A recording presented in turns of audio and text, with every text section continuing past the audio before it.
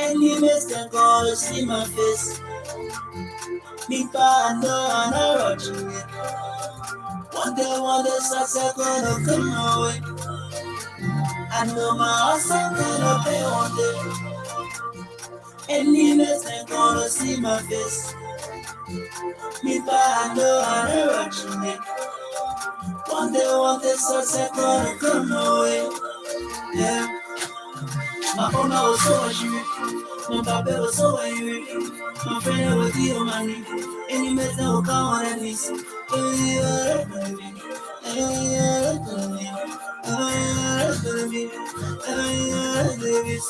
I come my way, I come my way, I come my way,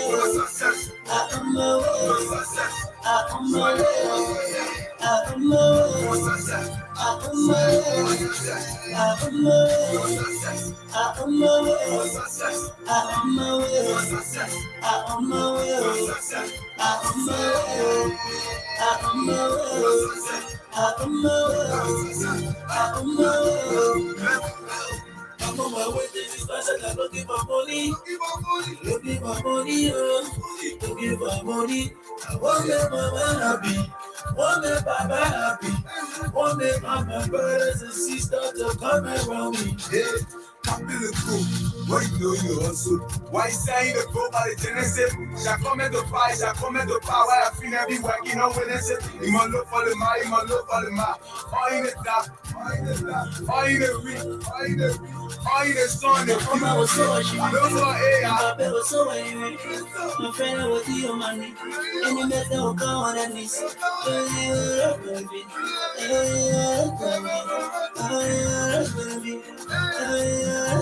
So I come my way, I come my way, I come my way, I come my way, I come my way, I come my way, I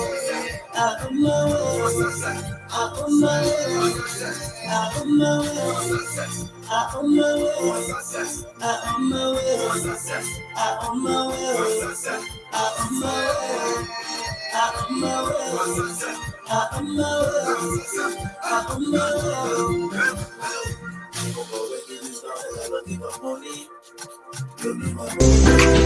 I want to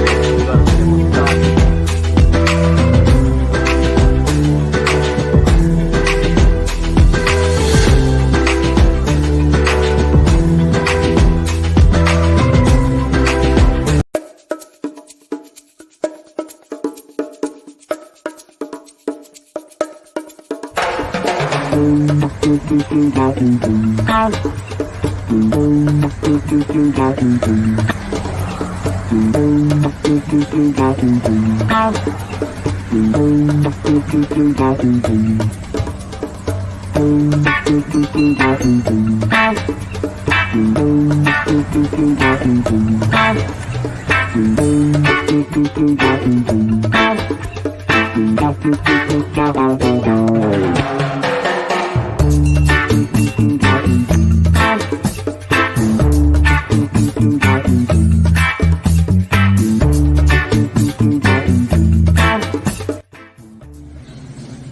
morning, ladies and gentlemen. This is Tony Commander J.R. Glapohkpa Chesson.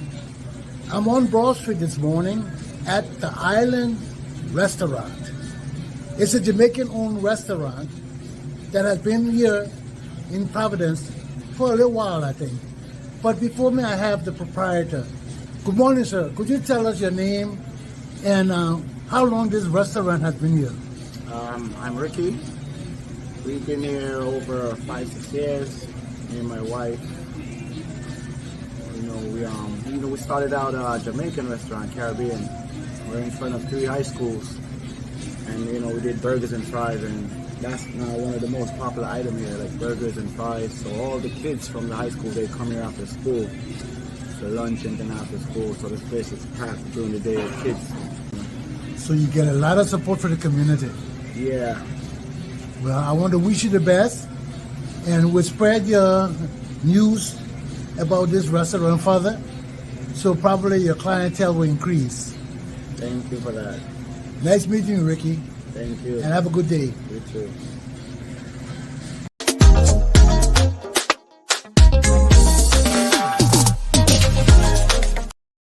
Good morning, ladies and gentlemen. Welcome to Attorney Commander J.R. Glapohkpa Chesson Talk Show.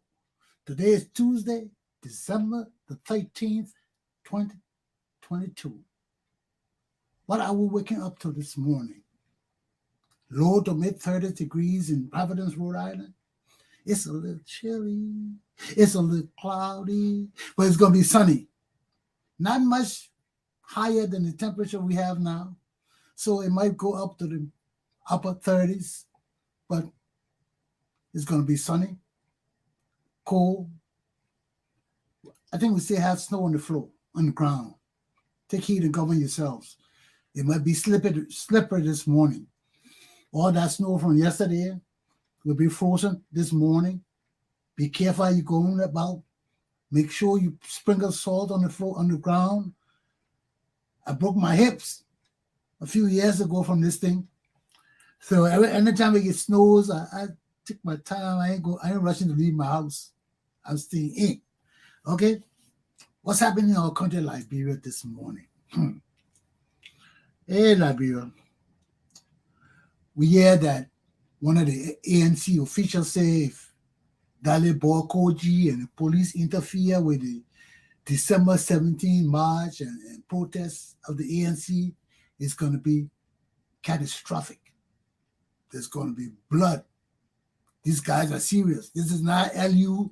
This is not a university and Liberia thing. Koji think he can come out and say, oh, we'll do it, we'll counter protest. Go try that thing with those guys protest. Go try that thing, Koji. They will come looking for you. Okay? That's the first thing. Now, this issue with the criminal court judge and the police director been going on too long now. Every time we have a case, they can't bring the suspects. What's happening with the suspects? Are these people releasing people from our courts being bribed? They're bribing our police to be free? Is that what's happening? Why would a criminal court judge A 5 times order the arrest of the police director because the suspects not in the court? Why? This is the 5th time. I don't know if it ever happened in our history before for the criminal court judge to be ordering the arrest of the police director. But this is an ongoing thing. This is the 5th time. Okay? We told you all about the Teachers Association. They say these criminal sanction rogues must not be permitted to register for any position until declared by the court. So I don't know what the courts will do about it, because right now we're not prosecuting these people. The Justice Department isn't doing, the Justice Ministry isn't taking any case to the courts. So what the courts will do? The courts have no jurisdiction over anything. The court will not go out looking for cases. The cases got to be brought to the court. So as long as the Justice Ministry has not filed anything, or people have not filed any complaint against these criminal sanctioned people, I don't think the courts have any jurisdiction over that. Okay? Now, I think that's all I have on Liberia. My topic for this morning is renewing our commitment to a united and free Liberia. You know, every morning I get up and peruse the internet to see what's going on, besides getting the news from Liberia. And one year our people talking, I heard Ashford Gali, them talking this morning about our country and Congo divide. And as an example, from Ashford Gali, he used my family as an example of the country Congo divide, because my own half brother, foster brother, where he's supposed to be to me, killed our father to be Minister of Justice. You know, and sit in his father's seat. So this was mesmerizing to me as a young kid to see my brother, the man who says he's my brother. I met Chair Chipo once in my life. We talk about that. And this is the man who said, my brother, he killed our pa to take his position. You know, I couldn't believe it. I was like, this is some biblical shit. This is shit you read in the Bible. It doesn't happen in real life. But it happens to me. So let's take a break, and we'll come back. We'll talk about this great Congo and country divide that we have to address anytime soon in our relationship in Liberia.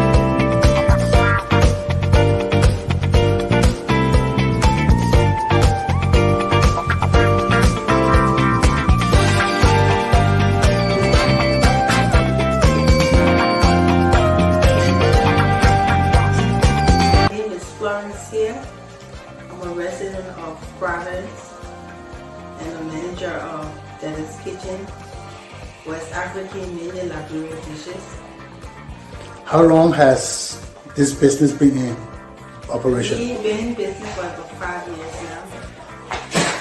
How has the cooperation of the community been?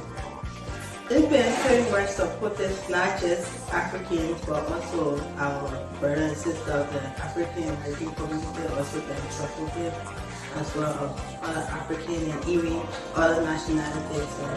So far, so good. We've been having a lot of support from different ethnic groups and different nationalities.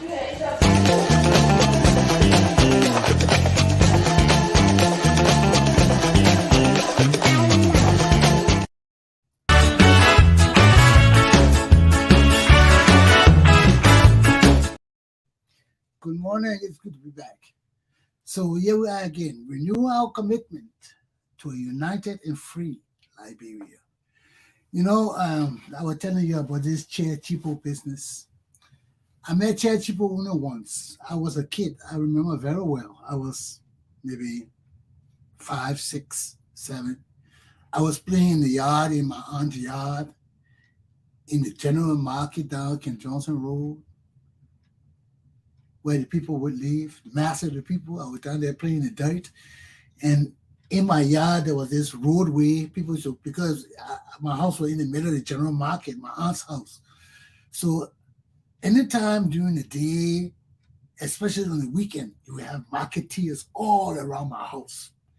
When you open my window, the market going on. You come down my stairs, you're in the market. So on the other side of my house, that one side of my house now, on the other side of my house, I face the house. I face Frank Tauber's first house. His first house was now on Clay Street. The one that now, that wasn't where Frank Tauber house was. Frank Tauber house was on Benson Street. He was renting a house from what they call it, Tommy Bernard. That was Tommy Bernard, not Tommy Bernard. What the boy name, man?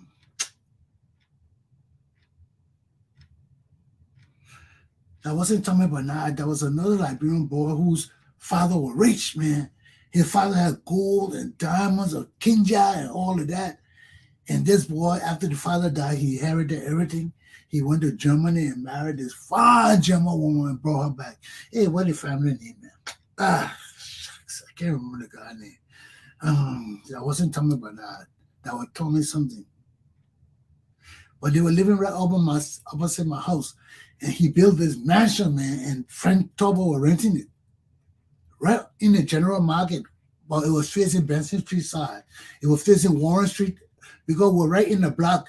Around the block of my house was Benson Street on one side, Warren Street on one side, Ken Johnson Road on one side. Warren Street went all the way around to Ken Johnson Road.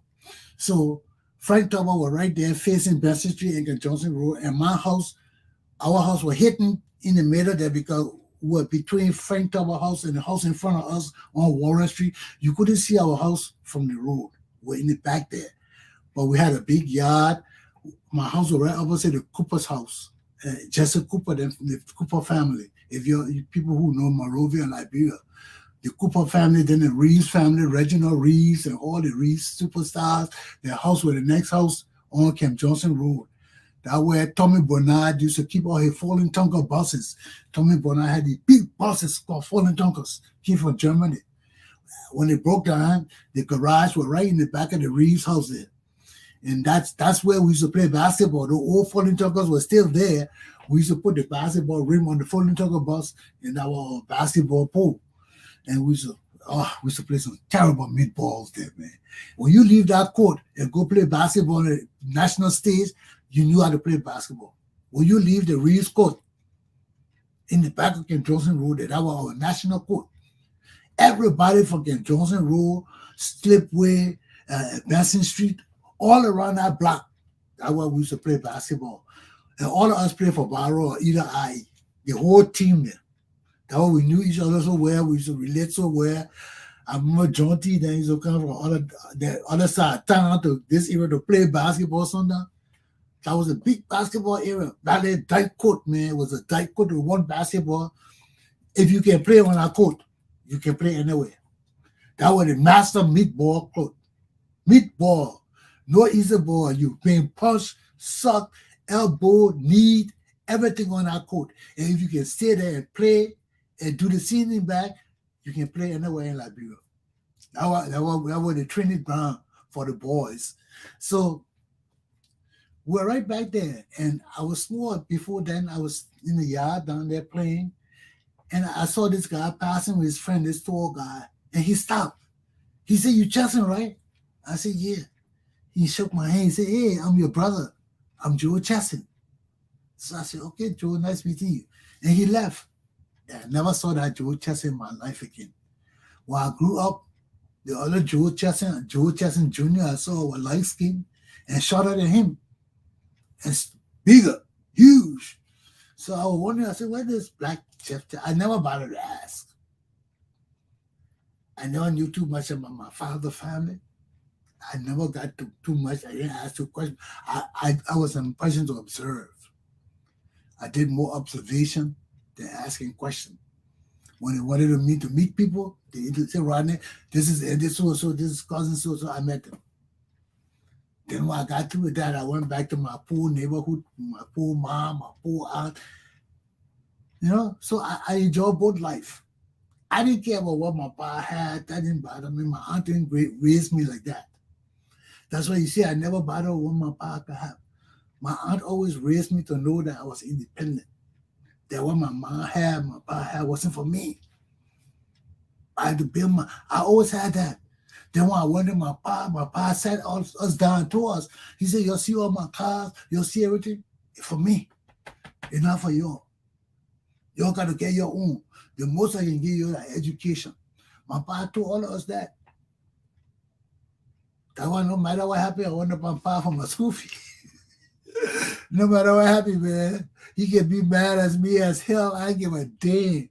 When I tell my school fee, I went knocking my pa to Dad, I need my tuition. He just would look at me and say, man, you fucking crazy, man. I said, give my tuition, man. Let me go to school. And I stayed in school. I graduated from Continental University College in 3.5 years. I didn't graduate in 4 years. Not because I was smart. There was no reason for me to be in Monrovia. As soon as I graduated from high school, somebody told me, Mama, you can go to college and you can go to Continental and do summer school. And after your summer school, apply to the people to accept your courses. I did that. I went to summer school. When I graduated from summer school, I did 2 courses on summer school. I did 2 summer schools. I did the summer school before I entered Continental, and the summer school after I applied and didn't pass the exam. I went to summer school that year too. So when I was admitted finally into summer school, I was admitted into Continental. I wrote them and asked them to accept my credits for the courses I did during summer school, and they accepted it. So the 2 courses I did were a whole semester. I graduated in 3.5 years. Everybody was waiting for 4 years when the summer graduated with the 4-year classes. Said, oh, the man just started here and just did 3 years. And I graduated in 3.5 years. So when I met Chair Chipo now, let's go back to my Chair Chipo story. Chair Chipo King said, my man, are your brother? My name is Joe Chesson. I never saw the Joe Chesson no more.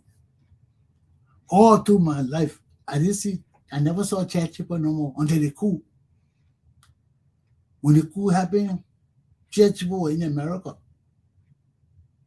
I knew to say I had a brother that Chesson got in trouble with. He and Chesson Force, blah, blah, blah, whatever confusion they had. Chair Chipo was put in jail for his actions, his behavior. And that would piss Chair Chipo off. So he came back, he wanted revenge. So when Chair Chipo did that, he came on the air, he said all the things he wanted to say. You know, it was finished. Chair Chipo was ruling Liberia. When I looked, my sister came to me with sending a letter from Chair Chipo to the Chesson family. It was so damn funny. I'm more powerful than Chair Chipo in Monrovia. They gave me a letter to travel over Liberia for Chair Chipo saying that I'm a son of Chesson. When people stop me anywhere, they mustn't bother me because I have committed no crime. I remember that letter so well. This is the son of Rodney Chesson. Please, when you arrest him, do not do it. And you know, I look at, first of all, how many people in Liberia could read a damn letter? How many people could read? I carry a letter around with me from the Justice Ministry. Well, the only thing that will help for it, maybe the Justice Ministry see what on it. You can lie to people, say, oh, I'm going for the Justice Minister. You see? And they will believe you. So I just carry it around with me, but I really didn't need that letter. I just folded it and keep it. I said, well, you can just show the seal on it and people get scared. So I just kept it, but I didn't need it. I never used that letter.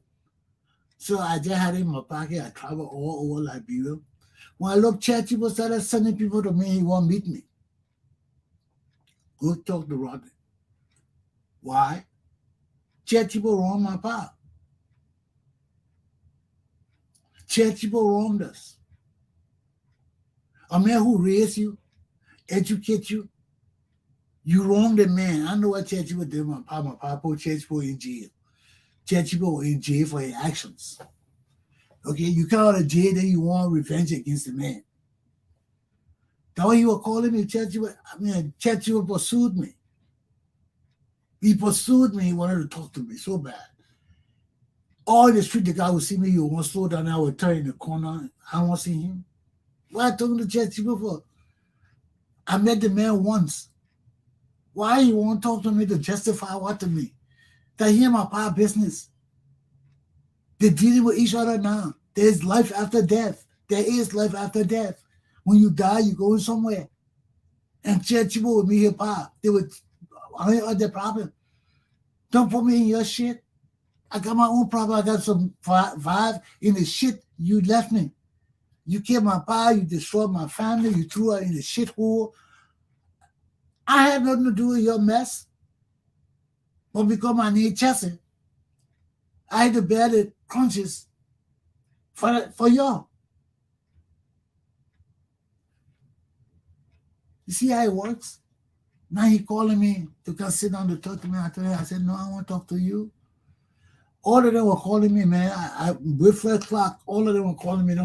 I told you that my pa boys, and I knew they were. I told her, I said, I come around on a year because I don't know who among the people betrayed my pa. People betrayed my pa. Now you see, I never went around anybody during the coup. After the coup, nobody. Now you see, I clean. Some of them were calling me to give me a job. I want a job. Let me suffer. I want a job for you. Because I take the job, I end up stealing. I end up corrupt. Because our system is totally corrupt. You can't do nothing honest there. That's why I left Liberia. I say I in this country, I'm working hard for my country and people stealing. Why would I work for this country? They got nothing but rogues. Everybody inherent rogues. Why would I come back to work? People say, oh, you're not get power in Liberia. Why would I want power in Liberia? Are you stupid? You see me here now, I got school in Ghana. I take all my people to Liberia. I got land for them in Liberia. I got plenty of land for them in Liberia. All my Ghana people that are taking them, I will put them on my land. To hell with UN. To hell with all these foreigners. Those are my people. They got my people suffering in Ghana. They deserted us in Ghana. I will take my people back to Liberia when I'm ready to go, other than going home with me.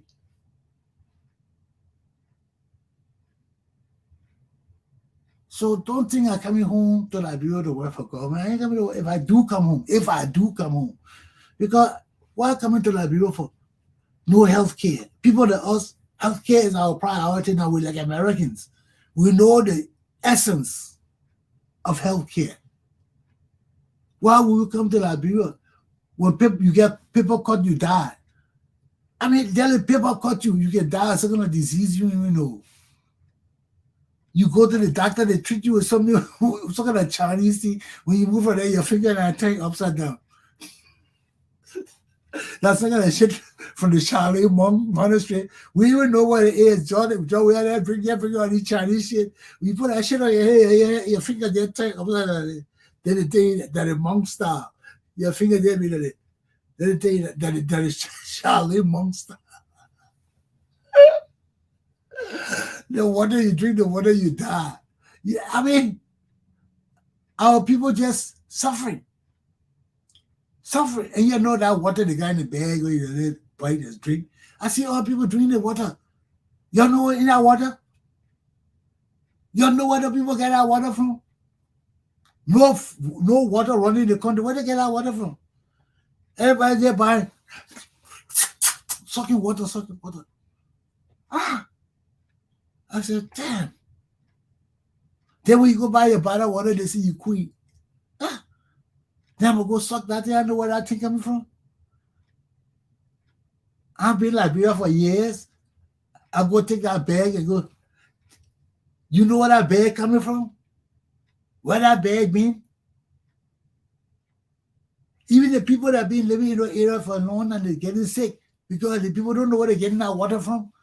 Everybody there coming with a bag of water. Water. Yeah. Everybody there boiling. When you look, everybody there dying. Everybody there falling or dying. Where you dying from? Oh, we don't know. Whatever you dying from. You go check it. Something in the water. You know what that man got that water from? Maybe the water he got right by some kind of feces toilet. The toilet running all down the place. You know Liberia, no clean shit in Liberia now. People shitting all over the place, shit flowing all over the place. When it rains, it's worse. People put their bucket outside and draw rainwater and put it in the bags and seal it and selling it in the market for you to drink water from the thing. That the water you're drinking, water, you sucking that shit. I went up here, I saw the guy sucking that thing. I said, what you drinking? This is our water. I seen it. Well, I said, yeah. Then we died. Then we wonder why. But back to my story. This is the same thing I'm telling you. All these people, man, social greatest seeker in our country.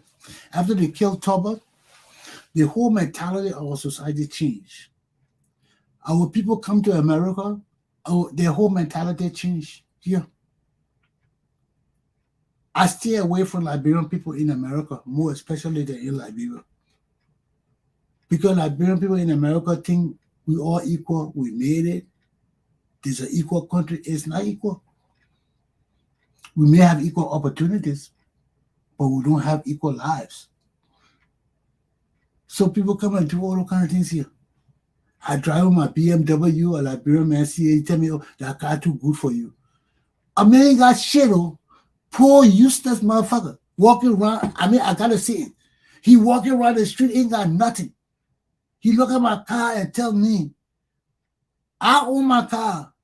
You walking your ass in the street. But because of jealousy, you can't tell me my BMW too good for me. And what kind of people are those? How do you relate to those kind of people? They're the same thing that go on in your country. Jealousy, evil, just pure evil. You ain't got nothing, you poor. I can help you. But you come and tell me something I got too good for me. How you think I got it? If it's too good for me, how I got it? You know, that's the same thing we talk about the Congo country divide. Look, let me tell you something, my people. All of us come from the same place. All of us can achieve the same things. Jealousy. Yes, we had a great divide in our country. The Congo people have rights in Liberia. We got damn great rights in Liberia. Y'all sold us to slavery. Our Liberian people from that region sold us. When we came back to Liberia, the Bassa people had the greatest slave depot in Liberia, sending people from all over the region to America still in the 1800s when we came. All the chiefs were doing the things. There were only a few chiefs that were against slavery, and they were not powerful enough to fight Bob Gray and all the powerful native chiefs along the coast that were selling slaves. The Bassa, the crew, all the people that involved in the slave trade.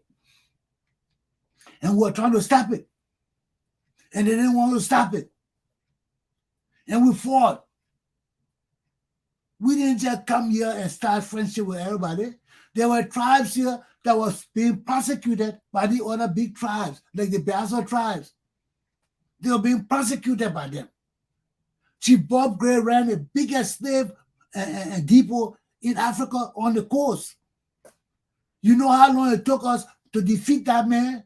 When we defeated that man, slave trade ended on the west coast of Africa because the Bassa people had the biggest slave trading post, taking all the tribes and bringing them to it. If they didn't take them, they were the selling point. And the tribes that brought people to them, they would take them and sell them to the foreigners. They were selling us. Why you think we came back? They were selling us. Y'all don't see all that shit? You're blind to that shit? Even when we came back in the 1800s, these people were still selling our people to the West. Are you people blind to that shit? Or you just dumb and stupid and you don't want to see it? That your chiefs and your lords and masters were selling us to the white people. Y'all didn't see that shit? Go read your damn history of the 1800s. I told you, go right down to the Providence and library and ask to see the closed session and read John Russell newspaper. how they were writing to America, begging Americans to intervene because the tribes along the coast, they were too powerful and they were still doing slave trade. And we couldn't stop them. Because they thought that the only means of making money. They thought the white people were their friends. As long as they brought other black tribes, they didn't care. In those days, you're talking about tribe people. You think the Bassa people cared about the Mano people or the Gio people cared about the Bava people? They didn't give a damn about each other. You were different tribes. The Bassa people wanted to enslave all of you or the rest of us. They were capturing us by the hundreds, bringing us down to the coast. When Monrovia was formed, we had Monrovia there. We were fighting these people to stop the slave trade. They were still capturing all the VAR, the Gio, the Mano. They were capturing everybody and bringing them to Monrovia. Tie like what that thing name? Tabadu. When they tie your hair behind your back, that's how they were bringing the slave to Monrovia from all over Africa, West Africa. The Bassa tribe was a big tribe, a powerful tribe. We had to stop them. They were slavers. They were selling our people. You're wicked, man. One or two tribes in this whole area were persecuting everybody else. Nobody, if you didn't belong to these tribes, you couldn't survive. The Bassa and one or two other tribes. You couldn't survive. We had to come and subdue all these tribes and stop the slave trade so people could rise and exist. Why do you think we're so successful? Because other tribes joined us. Other tribes were tired with the slave trade and shit. Huh? All you useless people, man. And the same people against the Congo people today. The very same damn slavers. Wicked people. They're against the Congo people today very day. You know, some of them out of jealousy and all these kind of things. But how you think slave trade stopped? How you think we brought the tribes together? Everybody didn't want to mix with the people coming from America. No, but they had to. They were forced to. Because their people were being sold to America too. And some of us who were coming back home knew our tribes. We knew the people we came from. How do you think some people identify their tribe and go back to their tribes? Because some people came back to Liberia and came back to the region and remembered their people. Some of them could still speak the dialect. It may not have been as fluent, but they could speak the dialect. Because when they took people from here to America, they took tribes. They took groups. So there were people among them who were speaking the same tribes, who were families that came to America and settled in certain places, and you have a group of tribe people from the same tribes living together, interrelating their languages. It wasn't until they started dividing the families further that people lost their traditional African languages, and you had nobody to communicate with, so you lost it. But as long as they had the tribes together, people living on plantations together, the tribal relationship kept going. The language flourished. You go down south, some people can speak our African languages. It's the San jealous of us down there. We're not so far divided. You ever been down to South America, North Carolina, South Carolina, all the people in the deep south? They're our people too. Some of the people there are African people too. They never changed too much because they never integrated. They stayed by themselves. We're not that different. We're just damn stupid. We're just damn power crazy, jealousy, ignorance. All of that for money. All of this divide is not, there's no divide. That's for money and power and position. That all is, you know. And it's perpetrated by these educated indigenous people. They come, they feel hurt because one group dominated them. Hey, it happens all over the world. It happened all over the world. The white people dominated the Indians. The Indians dominated other people. It happens all over the world. the more intellectual tribe will dominate the other tribe. While we're still running the bush looking for animals and dancing to the whistles and shit, people were building trees and mansions and shit. They were gone. And we still running around naked in the bush, talking about circumcision and all that shit, where people doing big things. Now, let me tell you something. There are people in America here that are doing the same thing we're doing in Liberia, female circumcision. It's all over. It's not limited to one group of people. So when people kind of tell you, say, only the Africans doing female circumcision, that's a damn lie. There are some people here in America who believe in female circumcision. And I said it, when you travel in the plains, sometimes when you travel to America, you see some small little towns by themselves, way off by themselves. People go off by themselves and live by themselves so they don't be controlled by government in this country. And they got their own rules. They got their own system. They got their own religious belief. Some people don't believe in Jesus Christ. Some people believe in Satanism. You don't know how many children they're born in and sacrificing. You don't know that. We don't know.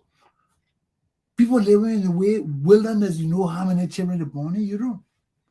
Some of them practicing witchcraft. Some of them sacrificing babies.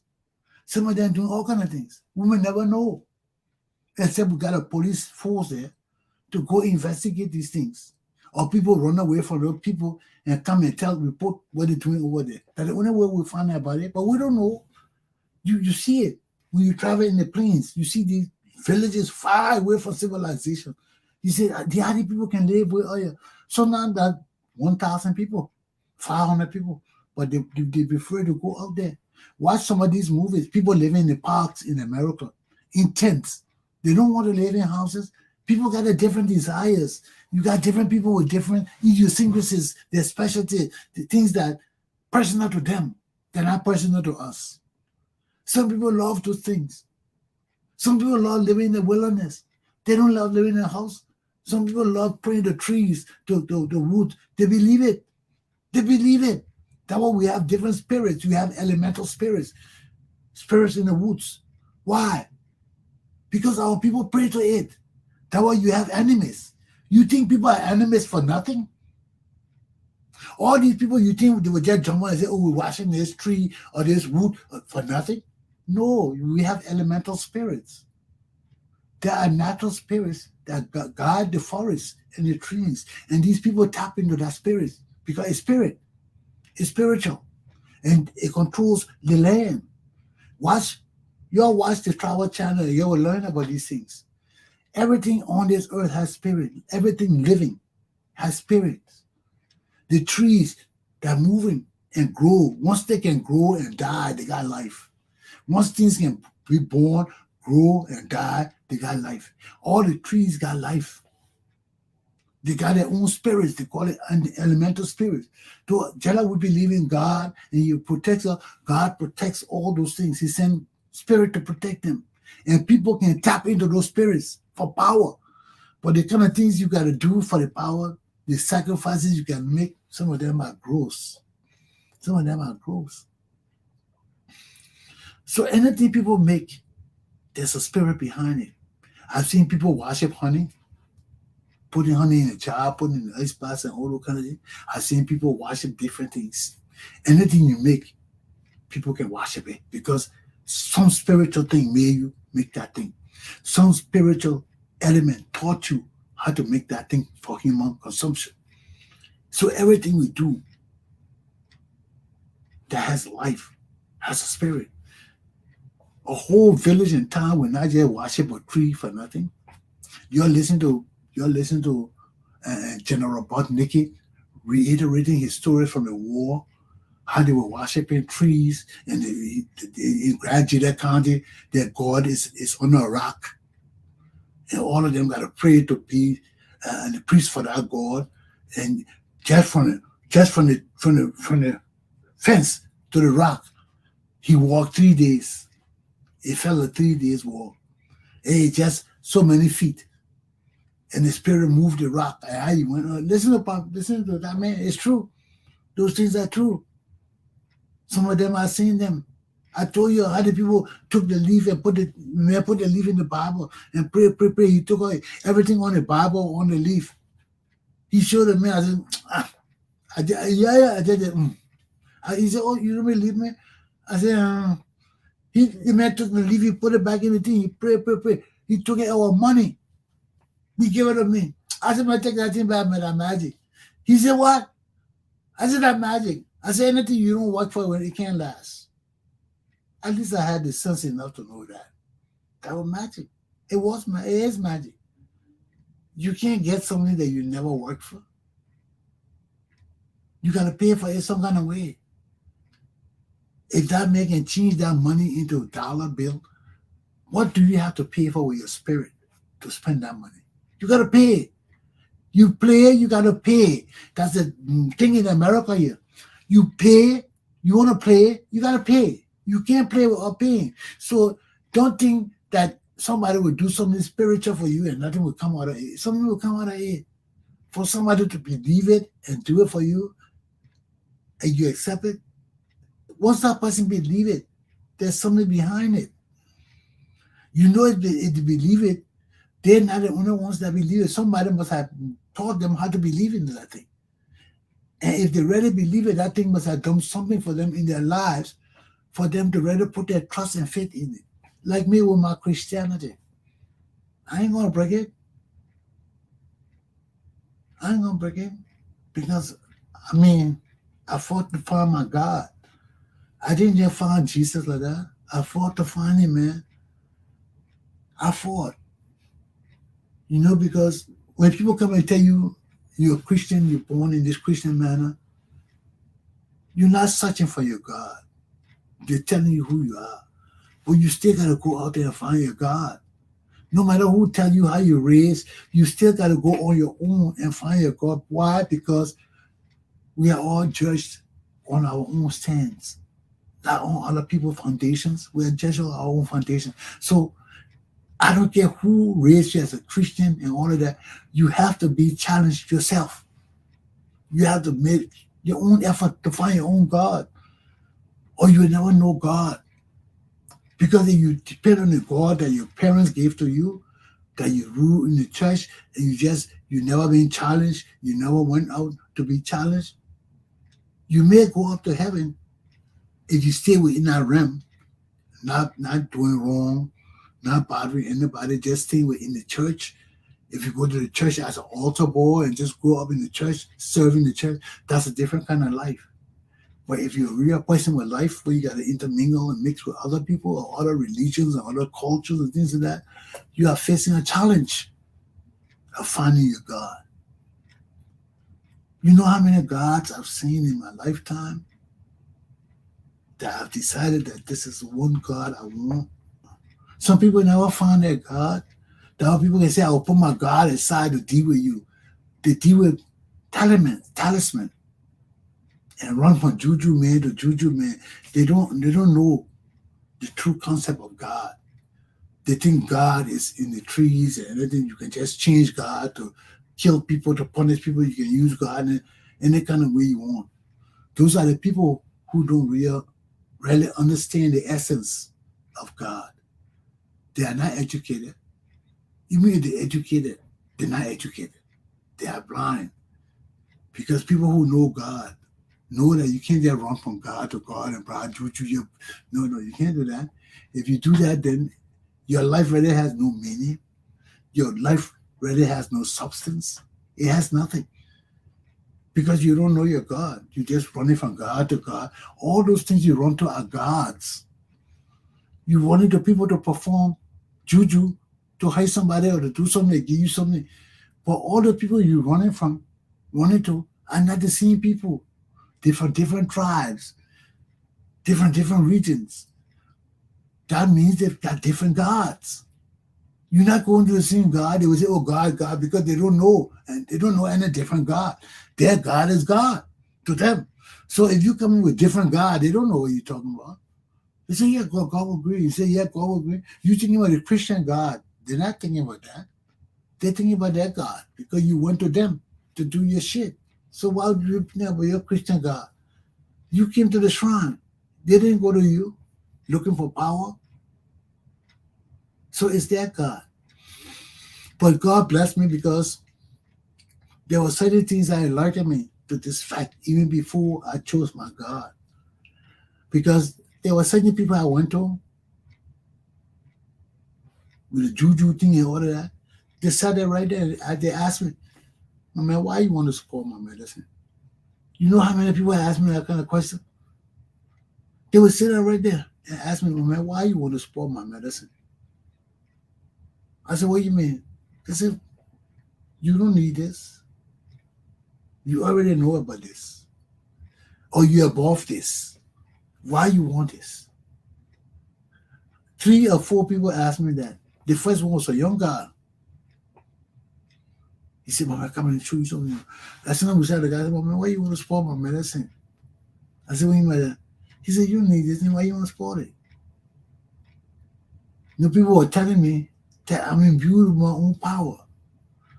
Why I want to sit before them with their God is not as powerful as my God. That's what they were saying to me. Why you want to support my medicine, man? You know all of this. You know all of this. I told you I was born in the spiritual. When I was born and coming to earth in front of the family I was coming to, I didn't want to come. I rejected it. I turned back to go back to heaven. The people in heaven telling us here, they're not that different. When you die, the place will go over. They're not that different. I remember clearly. I never forgot. When I saw the family I was coming to, I didn't want to come.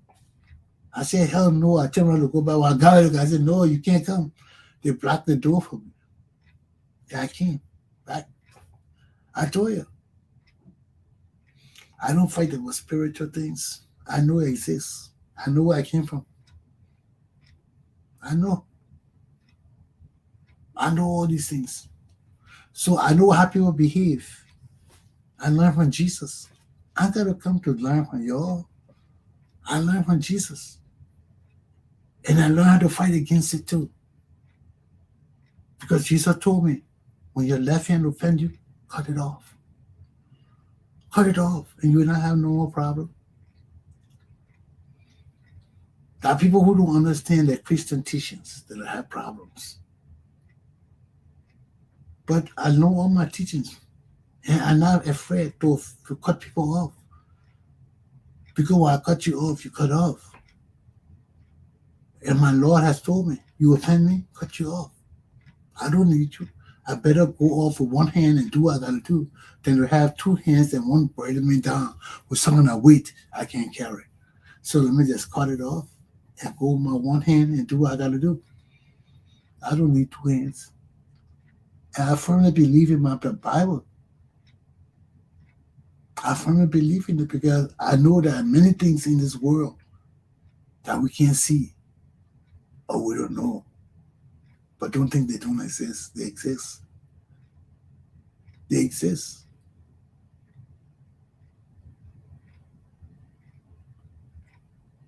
So, but you will not know that if you run around from God to God to God to God. No, you will not know that.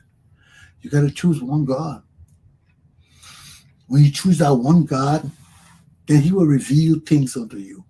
But you're running from God to God, you got to depend on the juju people to reveal those things to you because you will not have the intellect to communicate with God. When you got one God, that means you have studied the sense of communicating with God. And you know when God answers your prayers. God don't answer our prayers like the way we want it. He doesn't. He doesn't. So if you're praying for God to move this table, say you want God to move this table, God may not move this table.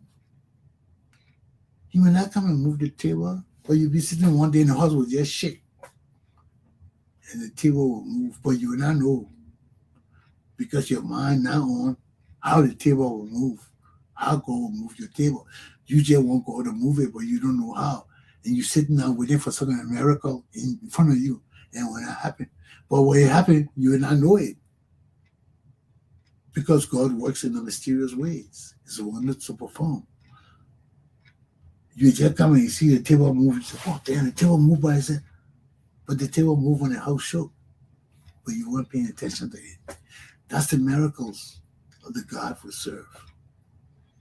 He doesn't come down to do things for us. But when he does do it, you would never know because it's disguised. It's disguised.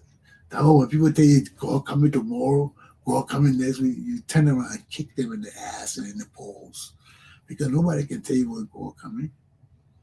Not even Jesus. Jesus said it. Nobody will know when God coming. The angels self don't know when Jesus coming. Jesus would just wake up one morning and say, pack my shit, I go in the library. Joseph Barrow, pack my shit, let's go to Liberia. Yeah, pa, come here. Well, Jesus be coming down. Joe, we had every running to high. Priest Johnson taking the gun, putting it on the oh, papi, papi, that when you know Jesus coming, you see, man, the Priest Johnson, they're running to high under the pushes. Oh, papi, oh, Jesus coming for true now. But you never know. So that is my story, man, with this whole thing about chair cheapo and all of that. God using it because he from Grand G there, and Cheapo from Grand G there. Maybe that his cousin. But Cheapo, damn good. Cheapo did some shit to my pa too. I ain't gonna tell you, but people know about it. Cheapo did some nasty, wicked shit to my pa. Nasty, wicked shit to my pa. My pa should have cut his balls off, but my pa didn't do that. That's why he came back and killed his pa to take his position. You see, that was some of us, we learned from that shit. How when you bring people in your house and train them, these the same people wants to take what you got. He wanted to take what my pa had, and he can't take it. You got limits. You're a son. You got a fucking limit. You can't take what my pa got. If that other pa, I'm going to stick something up Cheapo ass, he would never walk again. My pa was a good man. He's not a soldier like me. I'm a soldier. I'll break you before you move. I'll break you and tear your ass apart before you move. And smiling with you too, talking nicely and religiously to you too. God loves you. He's your kingdom. And while I'm talking to her, pray. Tearing your ass apart. Pray. Cutting your ass. I love Jesus. Cut your throat. You go to heaven. I cut your hands. I love you so much. I stab your ass. I'm a soldier. I'm a soldier. You know I'm go, you go. You know they go, you they go. I'm a soldier. I no go. Keep joking. Now my class for the day, my people. Chair Cheapo was a damn low down, useless, dirty dog who messed with his father's property. And he shouldn't have done that. Then he won't come back and be a man to kill your pa and take his position. He's just another useless heathen who's an example of other heathens among us today. So, my people, Chair Cheapo is an example of a heathen. He's a heathen who need to be stomped on and kicked in the ass and balls and thrown under the dirt like a dog. Chair Cheapo was a dirty dog to kill his pa and take his position. He's a heathen. And this is the example that make us Congo people, we don't want to be with indigenous people, because this is a bad example. This is a terrible, bad example. The man raised you. Even you piss off with the man, you can't leave. You can come back, join other people to kill him. Then you take his, go sit in the chair he sat in. How wicked and low down and dirty can you be? If that's something Ashford Gali is honoring, that's a disgrace to the people he from. That's a disgrace when you kill your pa. There's no reason under the sun. I would kill somebody who showed me love, to give me education and direction. Then I won't take what for them to be mine. That's ungratefulness. That's ungratefulness. That's the tender mercies of a heathen. It's wickedness. My class is done. So you'll know why we say the tender mercies of a heathen is wickedness. Because when your power raised you up and you want to take what's your power to be yours, and you don't rest and you kill him to get it, something wrong with you and your people. Something wrong, and that's why we got to take care of ourselves too. Aluta. Continue. My class is done. Have a good day, people. I see you when I see you tomorrow. I see you when I see you tomorrow. Be prepared, be prepared, be prepared, be prepared, be prepared, be prepared. When I see you tomorrow.